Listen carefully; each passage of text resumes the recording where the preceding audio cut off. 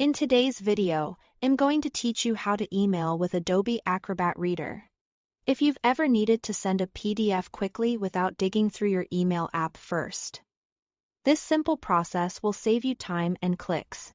Start by opening your document in Adobe Acrobat Reader, the free PDF viewer from Adobe. Once your file is open, look to the top right corner of the window for the Share button.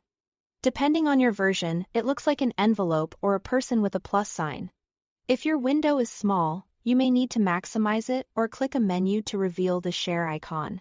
When you click Share, you'll be asked how you want to send your file. You have two straightforward choices. The first is Email Client, which uses your computer's default email application, like Outlook on Windows or Mail on a Mac.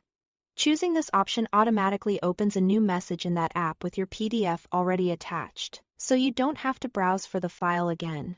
If nothing opens, it usually means a default email app isn't set on your system. So setting that in your operating system preferences will make this work smoothly next time. The second choice is Webmail, such as Gmail or Yahoo. Select this if you prefer to sign in right inside Acrobat and send the email without switching apps.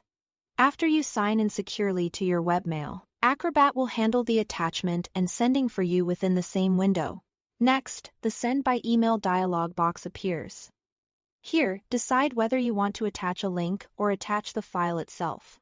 Choosing Attach a Link sends a view-only link to your PDF, which keeps the email lightweight and is a great option for large files or when you want to limit recipients to viewing rather than editing. If you prefer the traditional route, attach the file to include the PDF directly in the email. This is helpful when the recipient needs to save the file locally. Though keep in mind that some inboxes have attachment size limits. To finish up, add the recipient's email address and click Send. Take a second to confirm the address is correct and that you've chosen the method, link, or attachment that best fits your situation. Acrobat will handle the rest, either by passing the message to your email client or sending it via your webmail session. And that's all there is to it. Thanks for watching.